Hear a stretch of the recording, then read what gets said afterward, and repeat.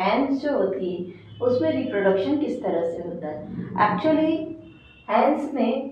Fertilisation of eggs जो होता है वो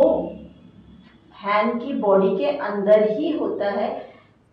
बट क्या होता है एग्स का फर्टिलाइजेशन होने के बाद में वो ट्रैवल करता है ओविडक्ट के थ्रू, और उस ट्रैवलिंग के दौरान उसमें जो है बहुत सारी चीज़ों में चेंजेस आते हैं। धीरे धीरे उसमें जब वो एम्ब्रियो बनने के लिए, तो उसमें क्या होता है धीरे से डेवलपमेंट होता है, आसपास की चीज़ों का एक अलग अलग लेयर बनती है, और जब एंड में आकर उसके एक लेयर जो हार्ड लेयर जो एग्स की आउटर मोस्ट लेयर होती है वो फॉर्म होती है। तब क्या करती है एग जो है एग्स लेज करती है, एग को अंडा देती है, और फिर क्या होता है अंडे के अंदर ही जो है बेबी का डेवलपमेंट होना शुरू होता है। अब ये बेबी जब डेवलप्ड होता है तो क्या करता है एग्स के अंदर ही जो लिक्विड जैसा रहता है उसी से अपना भरण पोषण खाने पीने का जो है उसका फूड जो मिलता है, और इसकी आउटर मोस्ट शेल में छोटे छोटे से छिद्र होते हैं जिसके थ्रू वो एयर भी ले पाता है। फिर एक स्टेज जब पूरी होती है, जब बेबी पूरी तरह से डेवलप्ड हो जाता है, तो फिर क्या होता है वो एक शेल जो है वो कड़क वाला जो पार्ट है वो अपने आप ब्रेक होता है और बेबी बर्थ करता है। कुछ एनिमल्स में इस तरह से होता है, एनिमल इस तरह से हमें मालूम चलता है कि कुछ एनिमल जो है वो एग्स के थ्रू,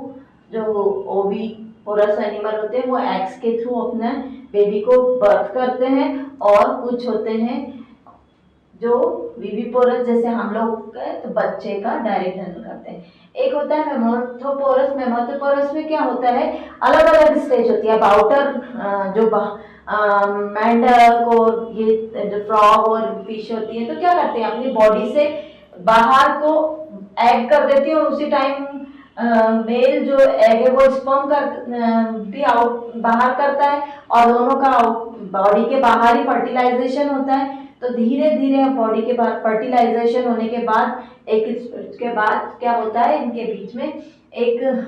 डेवलप थोड़ा सा एम्ब्रियो बनता है, जो एम्ब्रियो थोड़ा डेवलपमेंट होके और कैसे रूप में रहता है टेडपोल के रूप में या कैटरपिलर के रूप में। टेडपोल के रूप में फ्रॉग का रहता है, आपने देखा एक छोटी सी टेल होती है, और वो क्या करता है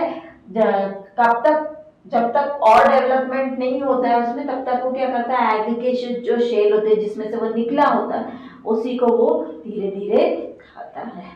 तो इस तरह से हमारे यहाँ जो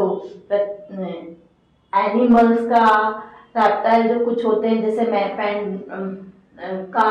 और मेंढक और कैटरपिलर और इनका कैसे रिप्रोडक्शन होता है ये आपको बताया गया।